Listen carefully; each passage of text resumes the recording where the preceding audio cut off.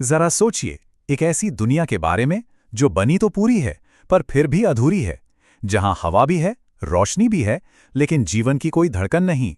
तो चलिए इसी रहस्यमयी खामोश दुनिया से अपनी कहानी शुरू करते हैं।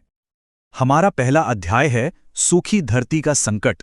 जी हां, यह कहानी सृष्टि के पहले और शायद सबसे बड़े संघर्ष से शुरू होती है। ये पंक्तियां उस गहरे सन्नाटे को बयां करती हैं। सोचिए जरा, बीज तो हैं पर वो फूट नहीं रहे, नदियां हैं पर उनमें कोई बहाव नहीं है।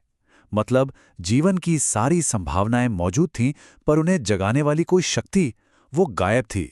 ये एक ऐसी खामोशी थी जिसने देवों और ऋषियों तक को चिंता में डाल दिया था। और फिर इसी गहरे संकट के बीच एक दिव्य शक्ति का उदय होता है। यहीं से कहानी समस्या से समाधान की ओर मुड़ती है। देखिए, ये कोई मामूली जन्म नहीं था, बिल्कुल नहीं। ये तो जैसे पूरे ब्रह्मांड की पुकार का एक जवाब था। अदिति के गर्भ से जन्मे ये तेजस्वी देव इस सूखी धरती को फिर से जीवन देने के लिए ही अवतरित हुए थे।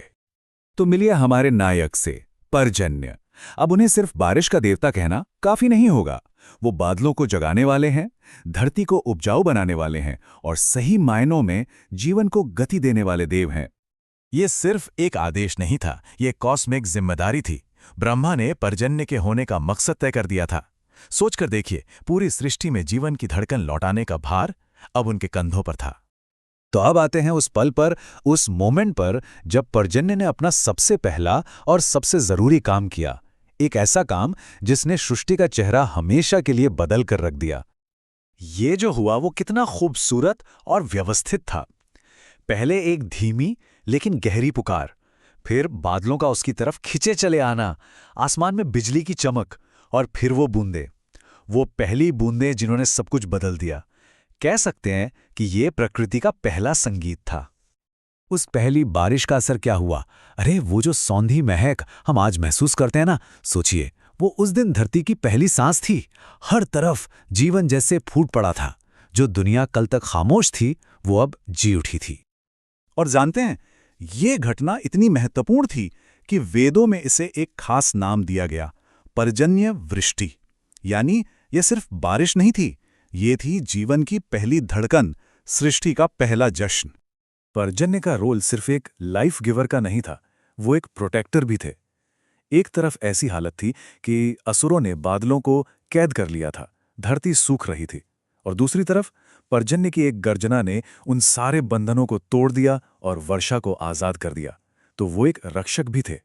चलिए अब इस कॉस्मिक स्केल से हटकर एक थोड़ी पर्सनल, एक इंसानी कहानी की तरफ चलते हैं, जो पर्जन्य के एक और पहलू को दिखाती है, उनका दयालु पक्ष। तो कहानी है एक किसान की, एक मेहनती किसान जिसकी फसलें उसकी आंखों के सामने सूखे से बर्बाद हो रही थीं। उसने कोई बड़े यज्ञ या अनुष्ठान नहीं किए, बस अपने सच्चे श्रम और पूरी आस्था से पर्जन्य को याद किया। और पर्जन्य ने उसकी पुकार सुनी। वो मुस्कुराए और बोले, जहां दिल सच्चा हो और श्रम पवित्र, वहां वर्षा अवश्य आती है। कितनी सरल लेकिन कितनी गहरी बात है ना? मतलब सच्ची मेहनत और नेक नियत कभी बेकार नहीं जाती। और शायद यही वजह है कि आज भी भारत के कई हिस्सों में खेती से पहले पर्जन्य की पूजा की जाती है। ये जो प्राचीन परंपरा है वो इसी गहरी कहानी से जुड़ी है, जो विश्वास और प्रकृति के बीच का संबंध दिखाती है। तो कहानियों से हमने काफी कुछ जाना। अब थोड़ा आगे बढ़ते हैं और इन कहानियों के पीछे छिपे सिंबल्स यानी प्रतीकों और फिलॉसफी को समझते हैं। पर्जन्य दिखते कैसे थे? असल में उनका स्वरूप ही उनकी पूरी कहानी बताता है। उनका गहरा नीला रंग जैसे बारिश से भरे घने बादल, हाथों में बिजली और गर्ज की शक्ति, और आंखों में करुणा यानी पावर भी और कंपैशन भी। उनका पूरा अस्तित्व ही जैसे वर्षा का विज्ञान है। और ये पंक्ति, गर्जन कठोर है पर वर्षा दयालु, ये उनके स्वभाव को पूरी तरह से बयां करती है। बादलों की गड़गड़ाहट कठोर और डरावनी लग सकती है, लेकिन उसका नतीजा क्या होता है? जीवन देने वाली कोमल वर्षा। तो इन कहानियों से आखिर सीख क्या मिलती है? कुछ जीवन के सिद्धांत हैं, जैसे न्याय बारिश की तरह होना चाहिए, जो अमीर गरीब अच्छे बुरे सब पर बराबर बरसे। धैर्य धरती जैसा होना चाहिए, जो बारिश का इंतजार करती है और सबसे जरूरी कि मेहनत का फल हमेशा मिलता है। तो इन सब बातों का सार क्या है? बहुत सिंपल। पर्जन्य के बिना जीवन का चक्र ही पूरा नहीं हो सकता। न खेत होंगे, न नदियां बहेंगी और न ही कोई जीवन पनप पाएगा। वो इतने जरूरी है। और इस पूरी चर्चा को हम इसी एक गहरे सवाल पर आकर खत्म करते हैं।